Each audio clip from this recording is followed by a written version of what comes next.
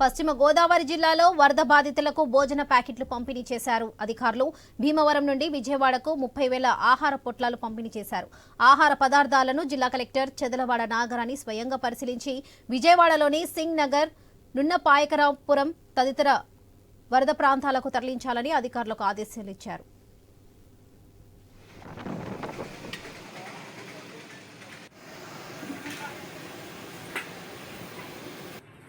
గత 2 రోజులుగా విజయవాడలో వర్షాలు కురుస్తున్న కారణంగా వరదలు వచ్చిన కారణంగా మా భీమవరం నుంచి కలెక్టర్ గారు ఆదేశాల మేరకు చంద్రిక హోటల్లోని ఒక 10,000 ఫుడ్ ఆర్డర్ చేశారు.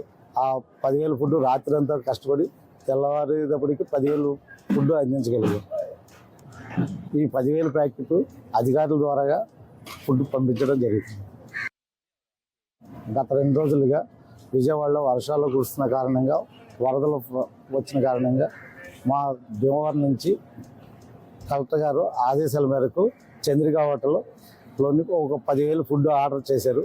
ఆ 10,000 ఫుడ్ రాత్రి అంతా కష్టపడి తెల్లవారేటప్పటికి 10,000 ఫుడ్ అందించగలిగారు.